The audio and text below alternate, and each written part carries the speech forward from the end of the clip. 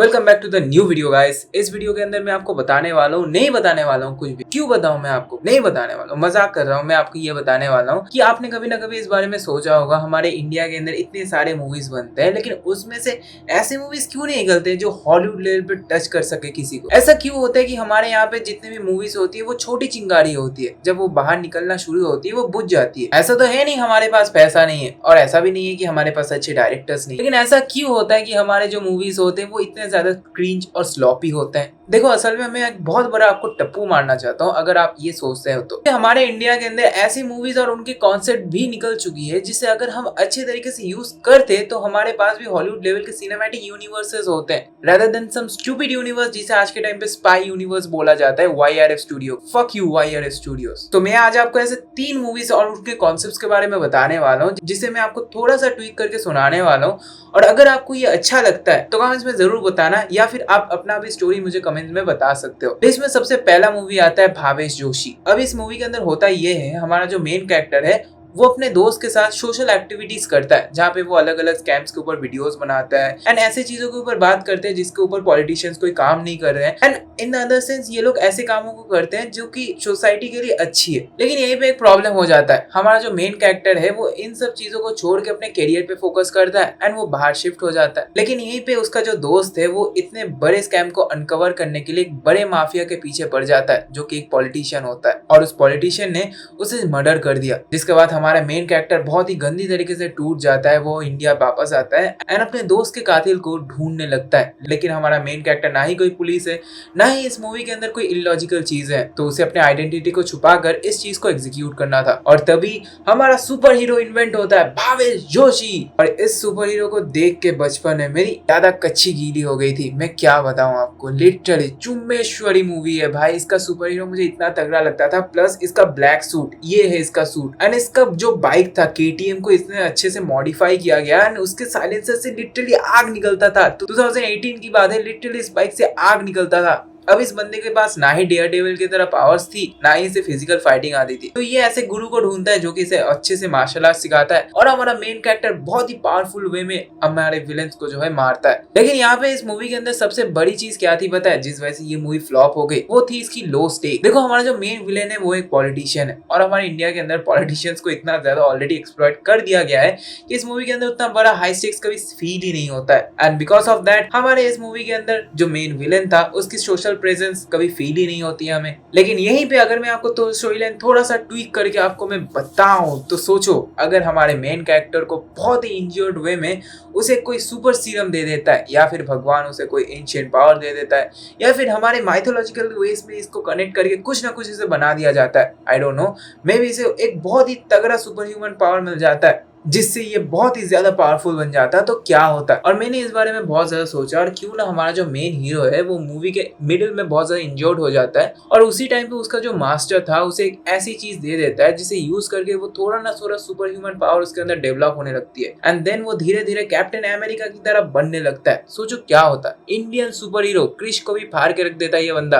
क्योंकि इस बंदे के पास लिटरली सब कुछ था। एक अच्छी फैन बेस, एक अच्छी strong character, story line, and इसके अंदर अगर मैं ऐसा आपको एक विलन ऐड कर दूं जो कि इसके पावर्स को लेना चाहता है, या फिर हमारे जो पॉलिटिशियन है उसके साथ मिल जाता है, तो इस स्टोरी के अंदर आपको ऐसे अनगिनत पॉसिबिलिटीज देखने को मिल सकते थे जो इस मूवी के पोटेंशियल को और भी ज्यादा बढ़ा सकती थी। लेकिन अनफॉर्चुनेटली इस मूवी को आज के टाइम पे लोग भूल चुके हैं। It is one of the underrated James. अगर मैं मेरी स्टोरी लाइन को भी इस मूवी से हटा दूं ना, फिर भी ये one of the best movies है। आज भी अगर मुझे कोई ये मूवी दिखा देगा तो मैं आज भी इस मूवी को पूरा देख सकता हूँ। और मैंने लिटरली 6 महीने पहले फिर से इस मूवी को रिवॉच किया था, और मैंने इतने सालों बाद जब इस मूवी को देखा तो मुझे सच में पता लगा कि अनिल कपूर का बेटा कितना अच्छा एक्टिंग करता है। एंड ट्रस्ट मी, बंदे ने इतने अच्छे से कैरेक्टर को प्ले किया है कि आप लिटरली खो जाओगे मूवी के अंदर। आपने अगर नहीं देखा तो प्लीज जाके देखो। सेकंड मूवी का नाम है फ्लाइंग जट। हाँ, वही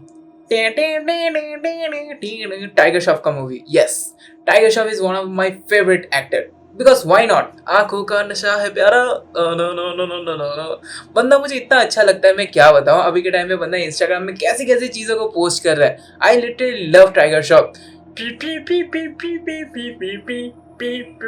ये इसका जो फ्लाइंग जेट मूवी था इसको मैं इसके अंदर ऐड कर रहा हूँ, इवन दो मुझे पता है इससे पहले भी मैंने फ्लाइंग जेट के ऊपर एक वीडियो बनाई है डेडिकेटेड, लेकिन वो फ्लॉप हो गई। लेकिन मैं फिर भी इसके अंदर ऐड करूंगा, क्यों? क्योंकि ये मेरी वीडियो है, मेरी मर्जी, और इस मूवी के अंदर बहुत ज्यादा पोटेंशियल था। तुम मानो या फिर ना मानो, तुम्हें अगर क्रिंज लगती है तो लगे, लेकिन मैं तुम्हें समझा दूंगा कि इस मूवी के अंदर कितना ज्यादा पोटेंशियल था। सब स्टोरी लाइन के बारे में बात करते हैं। हमारा जो मेन कैरेक्टर होता है वो टेंटे हीरोपंती करते करते उछल उछल के उसको एक पेड़ से बहुत ज्यादा सुपर पावर मिल जाता है। जब वो बंदा अपने लाइफ में बहुत ज्यादा डिप्रेस होता है तो उसके लाइफ में और भी ज्यादा डिप्रेशन बनाने के लिए हमारा जो मेन विलेन है जगह जगह पे पॉल्यूशन बनाने लगता है। लेकिन हमारा मेन कैरेक्टर इतना ज्यादा ओवर पावर होता है कि हमारा जो विलेन है उसको डिशुम डिशुम डिशुम डिशुम कर देता है। लेकिन हमारा जो मेन विलेन है वो फिर से ऊपर उठता है एंड वो अपने हाथों से पॉल्यूशन निकालने लगता है एंड सारे पेड़ों को मार देता है, लोगों को कोरोना वायरस की तरह मारने लगता है। लेकिन हमारा मेन कैरेक्टर फिर से उठता है, इंज्योर्ड हालत में हमारा विलेन को मार देता है एंड लिटरली वो मून पे जाके सब कुछ एग्जीक्यूट करता है। ये है पूरा स्टोरी लाइन। आपको मैंने 2 मिनट में समझा दिया है, इसके लिए मुझे 1 लाइक तो मिलना ही चाहिए। देखो इस मूवी के अंदर स्टोरी लाइन जितनी भी शीट हो, फिजिक्स की माँ बहन हो रही हो, लेकिन सब कुछ को अगर मैं साइड हटा दूं, इसके एक्टिंग को साइड हटा दूं, मेन कैरेक्टर को साइड हटा दूं, मेन एक्ट्रेस को साइड हटा दूं, इसके बैकग्राउंड कैरेक्टर्स को साइड हटा दूं, इस मूवी के अंदर मुझे 2 चीज अच्छी लगी है। जो हमारा मेन कैरेक्टर है उसका भाई, दूसरी चीज इसके गाने। आपने इस मूवी को कभी देखा भी नहीं होगा ना, तो आपने इस गाने को तो एक बार कभी ना कभी सुना ही होगा। टूटा जो कभी तारा सजना वे मुझे रब से मांगा, रब से जो मांगा मिल आवे। इस गाने को सुना होगा। इसके अंदर एक और गाना है, अज हक तसीवे ना निहारी दिन ना ने नी ने नी ना ने ना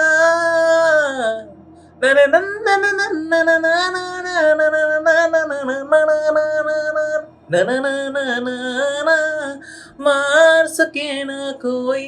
मुझे पंजाबी नहीं आती तो लिरिक्स के बारे में बिल्कुल मत जाना, आप मेरे वाइब को समझो, ठीक है? मेरे ब्रेन के अंदर जो चल रहा है उसको समझो। तो इस मूवी के अंदर लिटरली सॉन्ग के बारे में सब कुछ सही था एंड लिटरली मैं कल जब इस गाने को जिम के अंदर सुन रहा था, लिटरली मेरे बेंच पे इसके अंदर न्यू पीआर बन गया। तो इस मूवी के अंदर तो दम था, इस सॉन्ग के अंदर भी दम था। अब मैं आपको इस स्टोरी का थोड़ा सा मसाला में ऐड करके आपको मैं खिलाता हूँ, सुनो। अब इस मूवी के अंदर जो हमारा जो मेन कैरेक्टर होता है उसको क्या होता है, उसको पेड़ से पावर्स मिलती है, लेकिन हमारा जो मेन कैरेक्टर होता है वो ओवर पावर हो जाता है, literally over power, Solo Leveling की तरह होता है।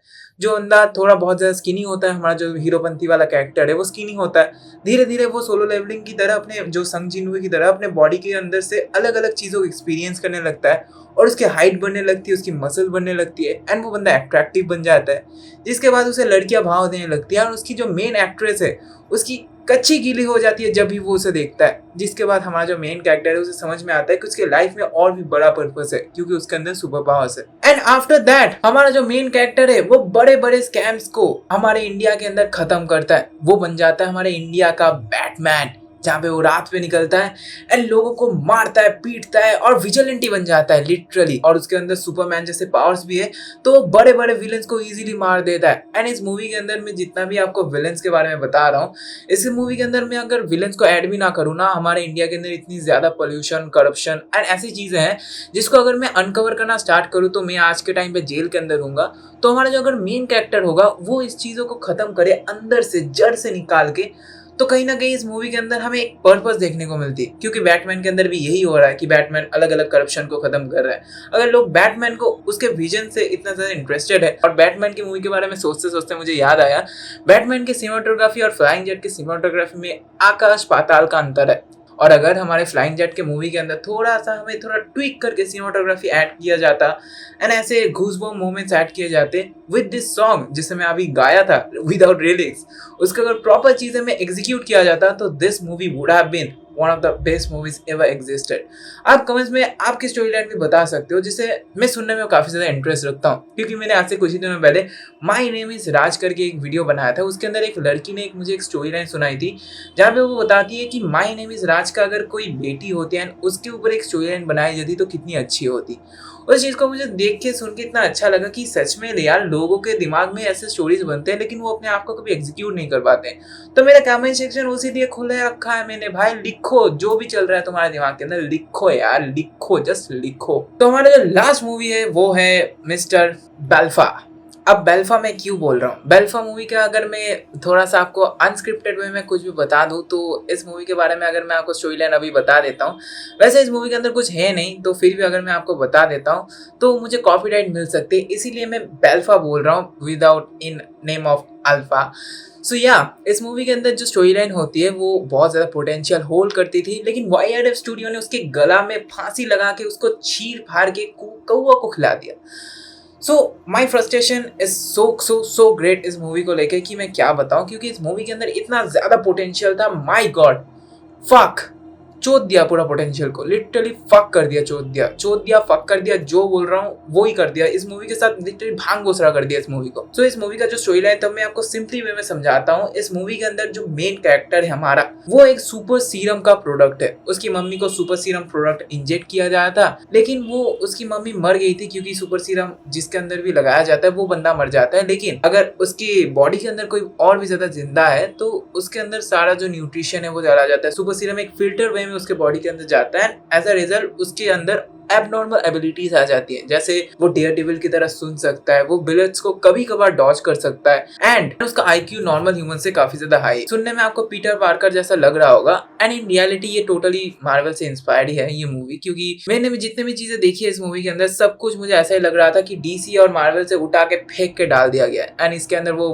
गन आर्ट वगैरह वगैरह ऐसा ह्यूमन दिखाया गया है जो कि नॉर्मल लेवल से थोड़ा सा ऊपर है। अब इस मूवी का जो मेन कॉन्सेप्ट है वो ये है कि हमारा जो ये कैरेक्टर है इसे ऐसा इंडियन सोल्जर बनाया जाएगा, एंड वही पाकिस्तान इंडिया वाली चीजें डाल दिया गया है ना, उसको मसाला में डाल के रायता फैला के रोल बना के लोगों के मुंह में ठूस दिया गया। अब इस स्टोरी लाइन के अंदर जो ट्वीक में करने वाला हूँ वो मैं आपको बताता हूँ। देखो, हमारा जो मेन कैरेक्टर है वो अपने मम्मी के पेट से तो निकलता है, लेकिन उसकी एक और बहन होती है। अब 2 बहनें होती है, लेकिन अगर हम यहाँ पे थोड़ा सा ट्वीक कर दें और हम ये बताएं कि हमारा जो मेन कैरेक्टर है, जो वो लड़की है, वो असल में विलेन उसको लेके चला जाता है, जो हमारा बेल्फा होता है। अब उसको वो ट्रेन करता है, बहुत कुछ करता है, लेकिन उसे इतना गंदा लाइफ दिया जाता है कि वो हेल्प पैराडाइज के अंदर जो गाबी मारू के साथ होता है कि हमेशा उसको ऐसे ट्रेन किया गया है कि वो एक किलर बन जाए, एंड उसके अंदर no emotion, no fucking anything, कुछ भी नहीं है, एंड वो ऐसा ही बन जाए। और हमारा जो मेन विलेन है वो हमारे इस कैरेक्टर को बोले कि भाई तू इस बंदे को जाके मार, और ये एक एसासिन की तरह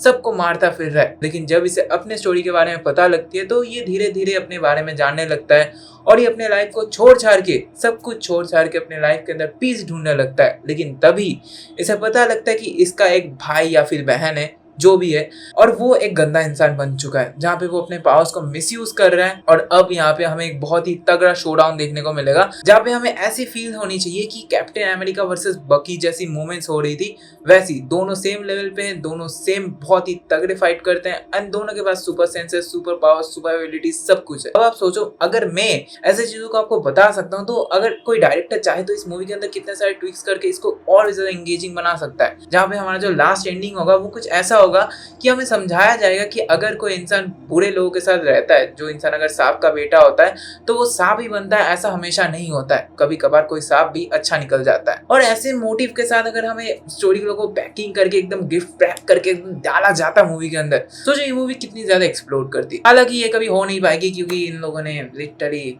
कुछ भी कर दिया है मूवी के अंदर, कहीं भी लोग अपने कपड़े उतार रहे हैं, कुछ भी कर रहे हैं। एंड जब मैंने इस मूवी को थिएटर्स में देखा तो आई वाज लाइक, क्या कर रहा हूँ मैं अपने लाइफ के अंदर, क्यों देख रहा हूँ मैं इस मूवी, फक। क्योंकि मूवी का स्टार्टिंग अच्छा था, लेकिन आलिया भट्ट का जो बॉडी लैंग्वेज था, मूवी का फर्स्ट सीन में एक बाइक सा सीक्वेंस आता है जहाँ पे शी इज लाइक ऐसे बाइक से उतरती है, एंड मुझे वो देख के पता लग गया था कि she is over acting. And जिसके बाद I don't think that she did a bad acting, नहीं, बिल्कुल भी नहीं, बट